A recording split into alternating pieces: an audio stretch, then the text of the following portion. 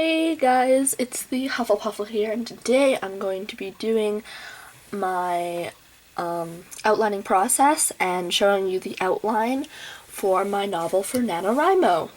So I already have the whole thing outlined on Scrivener, but I'm just going to show you what I use. So when I open up a novel,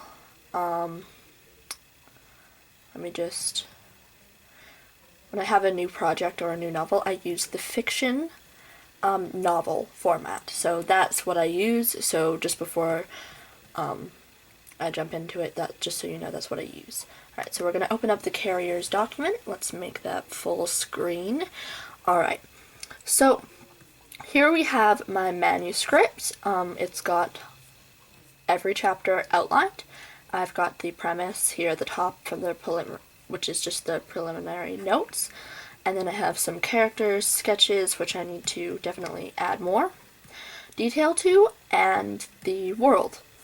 So we'll start with the premise here. The premise is in a world of chaos and conflict, and that is not how you spell Anne Lindsay.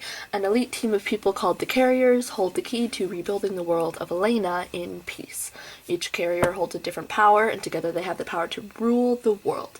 The Carriers, however, have not been seen in 15 years, and a once powerful world has now dissolved back into chaos with the downfall of its strongest and largest kingdom, Maletica. Separated all over the kingdom, all 8 Carriers must reunite for one final battle. Yeah.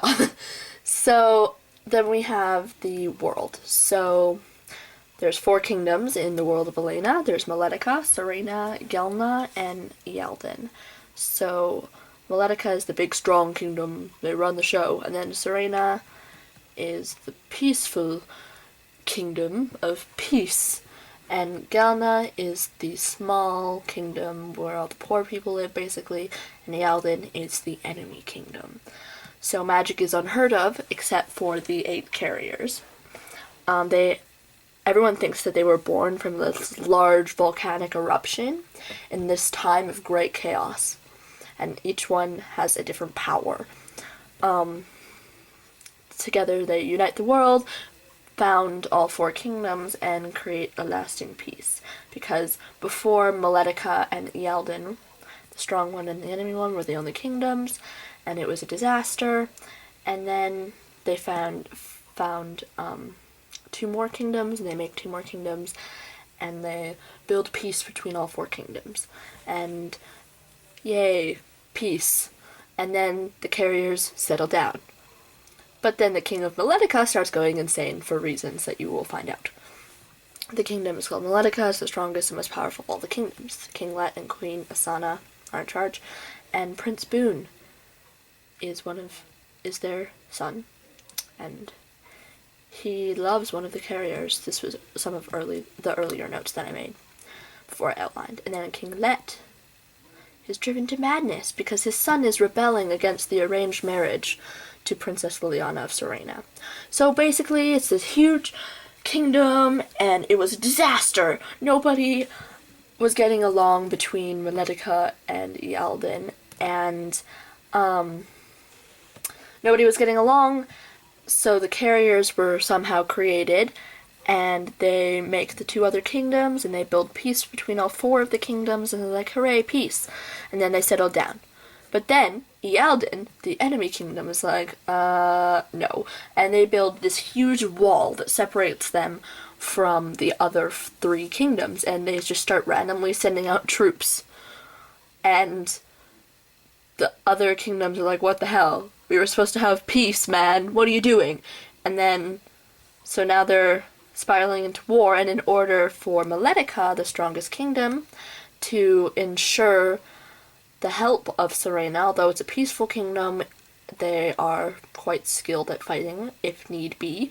And they're like, I don't know if we should fight, because it's kind of in between the 2 other kingdoms. I don't know if we should get involved. We're normally quite peaceful. And then Maletica's like, well, we need help, so the small and poor people aren't really going to do much, but they can help, and they're already helping a little bit. But these people, they could do a lot, but they're peaceful, and how are we going to convince them to join us and help us. And so the king of Maletica is like, oh, well, they have a daughter. I have a son. Marriage. Simple. And that's where our story begins. The world is slowly dissolving into chaos. His son is like, I'm not marrying her. She's my friend. I don't love her. I'm not marrying her. And he's going crazy because he doesn't know what to do. The characters, basically I have each of the characters, each of the carriers, and then some royalty carriers, or characters. So each of the carriers, there are 8. Anthea, Hezekiah, Jacobi, Iana, Selene, Azazel, Penrose, and Hazak. They have quite weird names, but that's okay. Anthea has telekinesis, Hezekiah can fly, Jacobi can teleport, Iana can persuade people to do things with her voice, so basically charm speak, but I couldn't call it that. Selene can shapeshift, Azazel has elemental control over the 4 elements, fire, water, earth, and air. And Penrose she's extremely intelligent, and she can tell the future, and Hazak can read people's minds. So that's really all you need to know about the carriers at the moment. There's 4 girls and 4 men. Yep. And then the royalties that are important are basically just Prince Boone and Princess Liliana. She's the Princess of Serena, the one that Prince Boone is supposed to marry. And then King Let and Queen Asana are Boone's parents, and King Delian and Queen Belle are Liliana's parents. And then there's the librarian, Hector. He's important. Don't forget about this guy, the librarian. Obviously, I need to do a lot more developing on these characters, but that's all I have for now. So, Act 1, let's get started. Within each...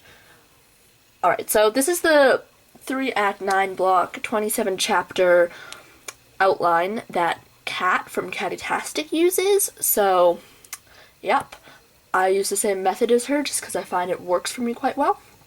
But the manuscript is separated into 3 acts, and each act is separated into 3 blocks, which contains 3 chapters. So let's just jump right into Act 1, Block 1, and first chapter, which is the introduction. So it starts with the council meeting in the throne room of Let's castle. The queen and the prince are trying to assure the council that the king, he's just a little under the weather and he's not going insane. No. The council is quite skeptical about this, and they demand proof. Asana and Boone are incapable of delivering proof, and the council decides that, then you're lying, so Boone, you gotta marry Liliana, because that will make the king sane again, and you can't rule the kingdom and take his place without a queen, because in this world they're quite even when it comes to females and males. There's 4 female carriers and 4 male carriers, and thus they believe that there should be 1 male ruler and 1 female ruler, a king and a queen of each kingdom. They're very focused on that. A king can't rule without a queen, and a queen can't rule without a king. So they're like, you gotta marry Liliana, Boone. And he's like, hell no. So he storms out of the meeting, and he's like, I don't think so.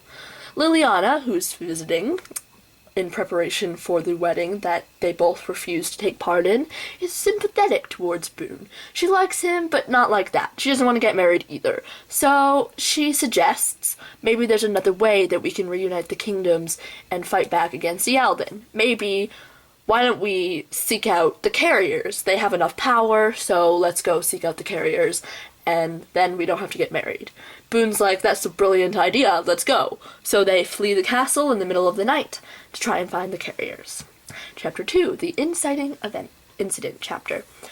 The guards catch Boone and Liliana, so they're like, dude, what are you doing? I thought you didn't want to marry her, and now you're fleeing the castle with her. They're quite confused, but they're chasing them anyway. They're like, we gotta chase them, we gotta catch them and bring them back to the castle.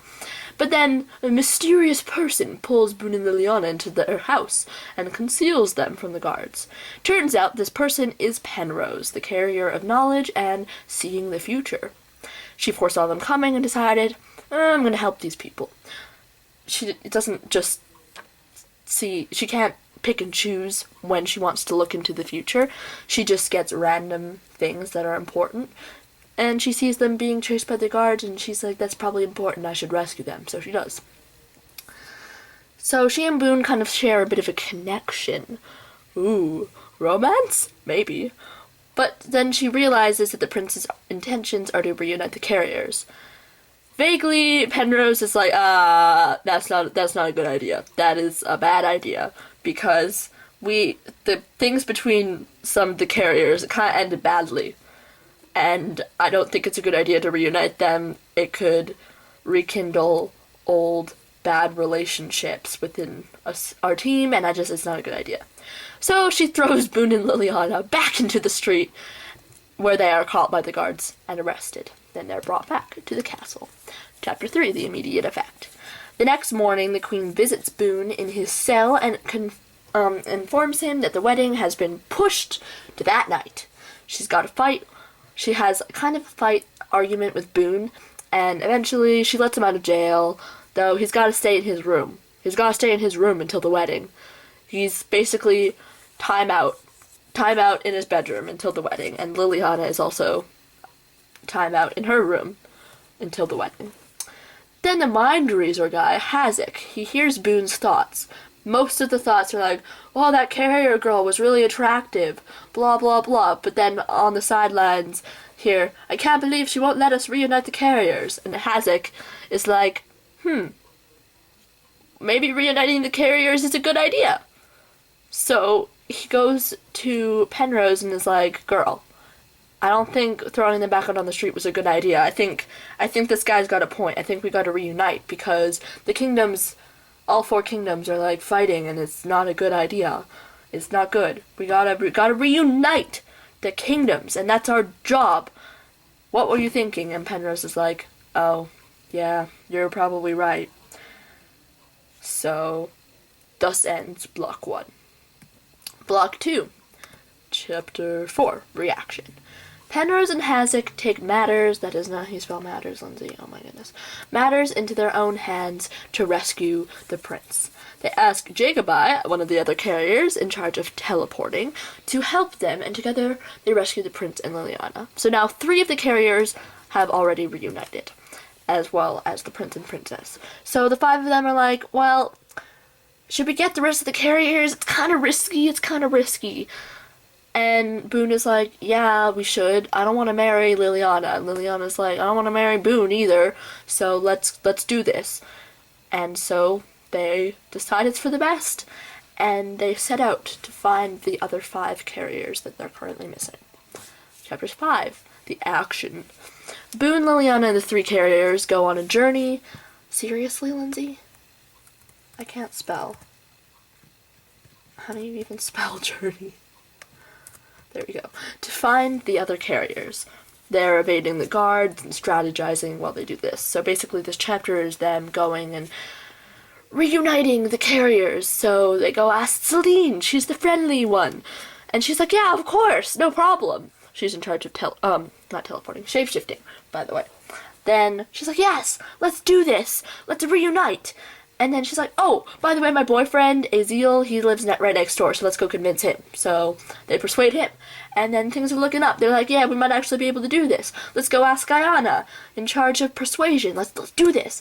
And they persuade her. Funny enough, they persuade the girl who's in charge of persuasion powers. But she thinks it's a good idea, so she's like, yeah, let's go. But then they realize there's 2 carriers left that we need to convince. And these 2 are probably going to be really hard to convince. Anthea and Hezekiah. Because Anthea and Hezekiah used to be together. And then they broke up. And it was kind of messy. They're not going to want to get back with the carriers because that means they have to see each other again. And then Hezekiah is also he's stubborn and he doesn't like Azil for no reason. And it's going to be hard to convince them. The consequence. Now they're realizing the consequences of already assembling most of the group, and they realize that they should have asked Hezekiah and Anthea first, because they would be the hardest to convince. And then if it didn't work, they wouldn't bother with the rest of them. So they're like, oh, great. Let's try and convince them. We might as well try and convince them. So they start with Anthea, because Anthea is she has less problems with the group. The only problem she has is with Hezekiah. And he's not in the group yet, so let's ask her first. And she's like, I'm not stupid. I know he's not with the group yet, but if we're assembling all the carriers, he's going to be in the group eventually, and I don't want to see him again, so no. Then they're like, alright, let's try Hezekiah first then. And he's like, hell no. Hell no, I have to see Anthea again. She hates me because of what I did to her. Vague. And I don't even like Azeel, so why would I want to get back with you guys? Because I have to see Azeel every day, and then I have to face the wrath of my ex-girlfriend. I don't think so. So the group is left with the challenging scenario. Hezekiah and Anthea refuse to join, and they're like, oh, what now? Block 3, Chapter 7. The pressure chapter. Discouraged and confused, the team turns to the help of the librarian. Remember him? I told you he was important. His name is Hector. If anyone knows what to do about this, he does. Even Penrose, the smartest of the group, she can see the future and she has no idea what to do. So they're like, yes, let's go ask Hector. He's smart. His library is on the other corner of the kingdom, so they're like, yeah, we gotta get there, and we have to avoid guards, and it takes basically the whole chapter to get there. And they do a lot of talking, and I haven't done a lot of details for this chapter. Chapter 8. The first plot twist. Hector is not all that he seems. Although he is very knowledgeable and important to the kingdom, he has other motives. Ooh, maybe to take over the kingdom? He informs the group that they will never be able to reunite the carriers, and Hezekiah and Anthea will never cooperate. This leaves the group in misery. They're like, great. Now the smartest guy in the entire kingdom says that it's never gonna work, so what now? And meanwhile, Hezekiah is like, I still love Anthea. So, I mean, it wouldn't be that bad. Maybe I just gotta convince her. I mean, I know she hates me, but let's go for it. Chapter 9, the push chapter. Hezekiah takes matters into his own hands and confronts Anthea. She is reluctant to believe him because he did some pretty bad stuff to her. But after thinking long and hard about how it will ultimately help the world, she realizes that maybe the good of the world and peace in the entire world is more important than not seeing my ex-boyfriend. So she agrees to rejoin with the carriers. But then she assures Hezekiah, she's like, this does not mean that I forgive you, and our relationship is not back on. I still hate you, but for the good of the world, I'm going to rejoin with the carriers. So meanwhile, the group is discouraged. They're like, Hector says we're never going to get them together. But let's try. Let's go give it one last feeble attempt to convince them. And on their way back to try and convince them, they run into them. And they're like, oh, you want to join? Awesome. Wow, Hector was wrong. And thus concludes Act 1. The group is all reunited. They're like, yes. And that thus concludes Act 1. Act 2, Block 4, Chapter 10, New World.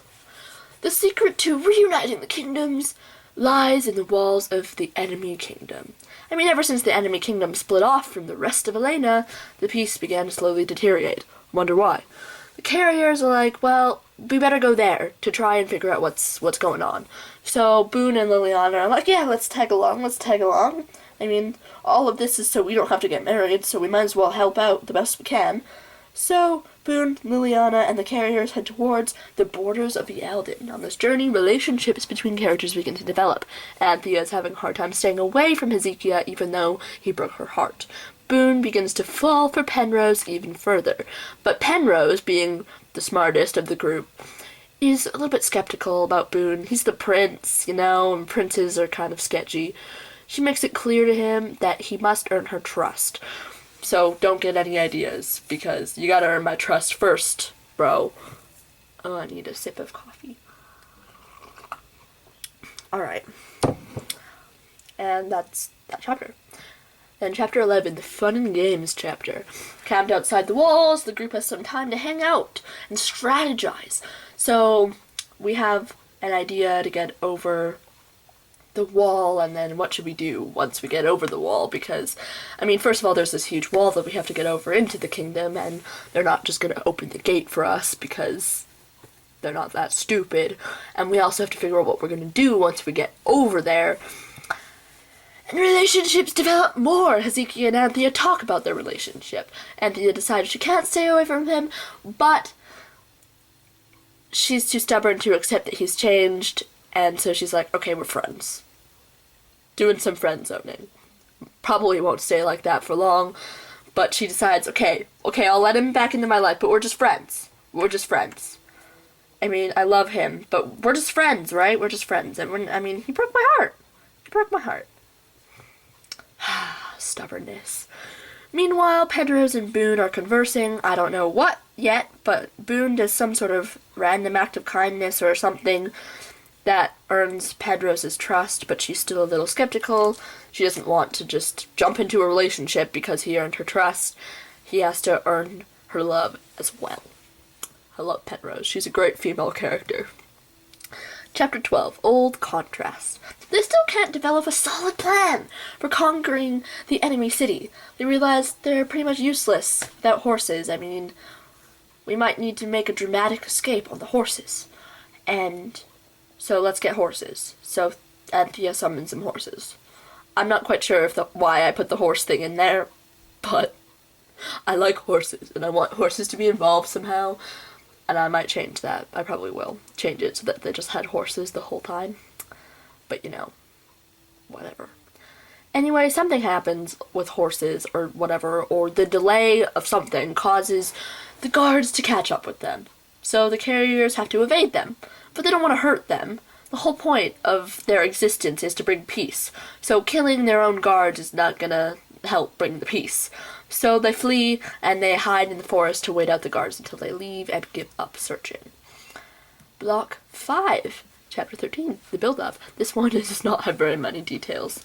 After waiting in the forest for the guards to give up searching, the team comes up with a plan to invade the enemy kingdom and find the secrets to the feud. I don't know what the plan is. Well, I sort of know what the plan is, but not exactly. But they basically just come up with a plan in the entire chapter, and maybe some more relationship developing things. Chapter 14, midpoint. Celine, the shapeshifter, transforms into an ant and sneaks into the walls. So they're executing their plan. And then Jacobi, the teleporter, teleports onto the roof of the wall with a rope so that the others without teleporting or abilities that would help get into the wall so they could get up. But the guards are already waiting on the top of the wall. Celine, the little ant, doesn't realize, because she's an ant, so she just keeps going to execute her part of the plan, which I don't know what that is yet. Then the others quickly make a plan to enter the wall while Jacobi is up there. And you think, why can't Jacobi just teleport away? Well, I figured it out. They have, the guards have some sort of, handcuffs that they plop onto Jacobi, and these handcuffs somehow prevent him from being able to teleport and use his powers, basically. Then chapter 15, the reversal. Basically, this is the shit goes down chapter. The plan falls apart. They all get captured by the guards, except for Penrose, because she goes off with Boone to try and find a weak spot in the wall, and then the guards come, and Boone is like, go! Because Penrose gets this vision. She's like, Hector is really important, and I need to go confront him about that, because he's definitely hiding something. And she tells Boone of this, and then the guards come, and Boone's like, I'll hold them off, you go and consult Hector and figure out what it is. And she's like, well, he's risking his life for me. Starting to earn love. Slightly. Starting. Getting there. Hazek hears Boone's thoughts. Again, he always is hearing Prince Boone's thoughts, because his thoughts are really loud, and Hazek can't turn off his mind reading. He just hears everybody's thoughts all the time. Except for Penrose's. He can't hear her thoughts, and I don't know why yet, but I know that he can't hear her thoughts. So, he hears Boone's thoughts, and he's like, oh, Penrose is gonna need help. She can't confront Hector on his own, especially if he's, evil or something. So I need to go. But he's currently wrestling the guards as they try to put handcuffs on him. and he's so angry, he delivers a shock to all their minds. It's something he had no idea he could do. He just thought he could read minds, but apparently, if he concentrates hard enough or he's in enough of a perilous situation, he can send out a momentary high-frequency shock to their minds, which causes momentary insanity, which allows him to escape. He runs after Penrose before the guards can recover from their shock and momentary insanity, thus ending Block 5. Block 6. Chapter 16, The Reaction. The guards place these strange cuffs on the carriers that inhibit them from using their powers. This is the part of the outline where I came up with that idea. After demanding to know how this happens, why can't they use their powers? How do they have cuffs like that? The guards are like, well, our king figured out a way to inhibit magic. That's all we're telling you. The truth about the carriers is suddenly becoming unclear.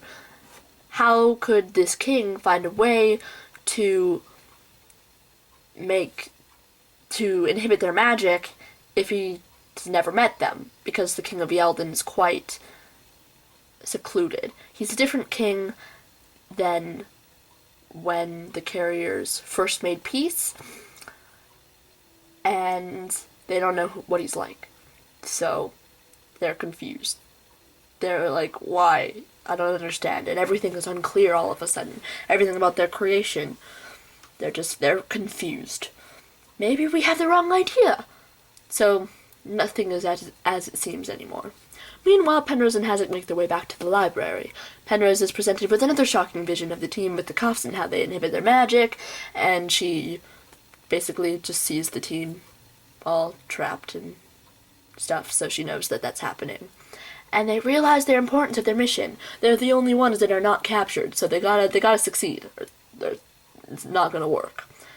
Chapter 17, The Action. Penrose and Hazlitt play mind games with Hector. Play mind cakes? Really? Really, Lindsay?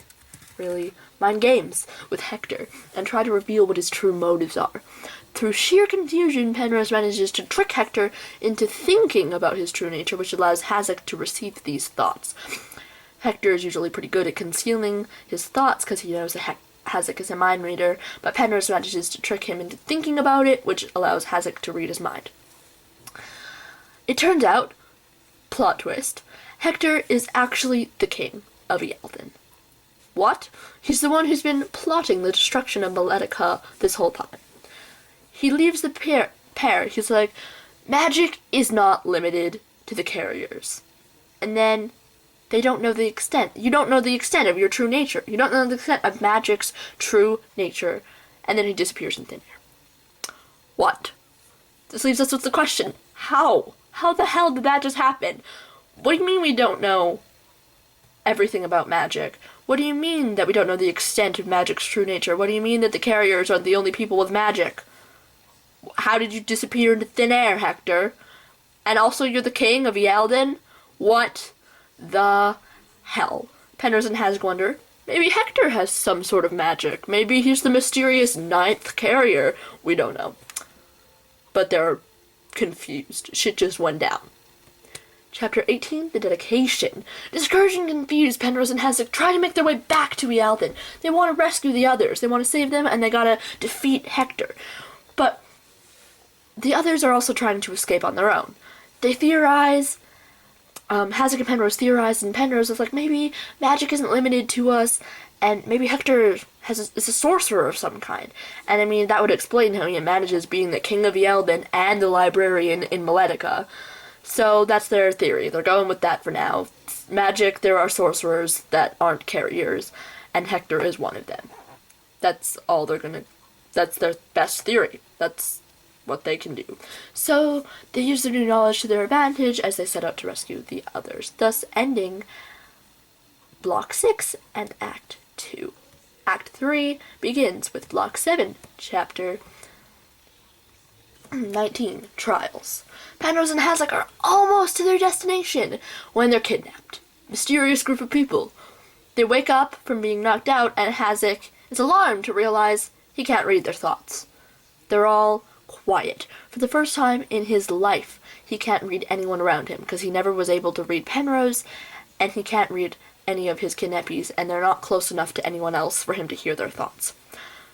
For the first time in his life, his mind is quiet. He's confused as hell. Turns out, this group of people is a group of sorcerers. They inform the two that, of course, magic is not limited to 8 people. Magic exists in many people, but the people with magic choose to hide in colonies along the borders of kingdoms, never venturing too close into the cities. The carriers are just the most powerful types of magicians. Sorcerers that live among humans have only very small amounts of magic, and casting too big of a spell would cause the sorcerer to be wiped clean of energy, and sometimes it causes even death in the sorcerer. They say only one sorcerer is more powerful than the carriers, but they refuse to say who this sorcerer is. Chapter 20. Plot twist 2. After pressuring the sorcerers to release who is more powerful than them, who's this sorcerer that is the only one more powerful than all the carriers? And they admit it. It's Hector! Plot twist. Not only is Hector the librarian of Meletica and a king of Yalden, both their ally and their enemy, at the same time, he's also the only sorcerer more powerful than the carriers. What? This is extreme news. They're like, what the hell? That is absolutely bizarre. The others are still captured. I need to elaborate on this chapter a bit. Chapter 21, the darkest moment. The sorcerers won't let Penrose and Hazard leave them, because they know too much. They know too much about the truth about magic, and they're like, oh, well, we can't let you leave now. So they're miserable. He can't read their thoughts. She is just, for the first time in forever, she doesn't know what to do. And the others are still in jail, and they're depressed about that. Yep, need to elaborate on this chapter. But this ends block 7 and opens up to block 8. Chapter 22, The Power Within. These, few chapters right here are really, vague, and I need to detail them a bit more, but this is what I have for now. Penrose and Hasek find the power within them to escape, and they defeat the sorcerers somehow. I haven't decided how yet, and they go to rescue the others. Meanwhile, Azel finally makes himself, I haven't decided how I want to pronounce his name yet, and he finally makes himself useful, and he helps everyone escape. I don't know how yet, but he does. He's in charge of elemental control, so I'm open to suggestions about how he helps the others escape. But they have, magic inhibiting cups. So, I don't know. Basically, they make it to Yalden just in time to tell the rest of the group, yeah, Hector's the king. And he's also the most powerful wizard. Oh, and more wizards also exist. And the truth about them is more unclear than it ever was before. So they're like, okay, well, we gotta make a plan. We gotta charge the throne room, and we gotta confront Hector and figure out what the hell is going on. So they make that plan. This leads to chapter 24, The Converge. The plan backfires. The team is captured immediately upon entering the throne room. Hector gives them this long speech and rants about his success, and he's like, oh, I'm awesome. And he reveals the ultimate secret. He created the carriers. Up until now, they thought that they were born out of some sort of volcanic eruption, because that's when they first appeared after this giant volcano erupted. But then Hector is like, oh yeah, everything you think you know is not true. I created you. The volcanic eruption was just kind of my cover story. But basically the only reason I created you was to give the other kingdoms false hope of peace, and then rip it away from them, rip away their hope. So, because I created the magic inhibiting cuffs, and so now I can rip away their hope. And now I'm going to force you to watch my ginormous army head out to war, and you have no way of escaping. But you get to watch my army go charge out to kill the rest of the world, basically. He makes them watch his army charge into battle. And they're quite depressed about that. But this starts block 9, the final block. Chapter 25, the battle sequence. Chaos ensues. All 3 kingdoms must join to retaliate against Yalden's army. The carriers are forced to watch. No means of escaping. They try to develop some sort of plan, but Hector's in the throne room, watching them. So it's quite difficult to come up with a plan like that. They finally figure out what to do. Penrose and Ayana trick Hector by shunning him for not being brave enough. You gotta go out and fight yourself, man. You're the king. If you're so awesome, if you're the most powerful sorcerer in the world, well, why aren't you leading your army into battle? Because he, naturally as a villain, has a large ego, takes this as a challenge, and he's like, well, yes, I shall head out and lead the army myself. This gives everyone an opportunity to escape. They do this because Boone realizes that the handcuffs don't work on him and Liliana. They're flimsy. They're easily breakable. The only reason that the others can't break them is because they have magic, and every time they try, the fact that they have magic just somehow strengthens the cuffs, and it's harder to break them. I'm not quite sure how that works yet, but if you don't have magic, you can break them quite easily.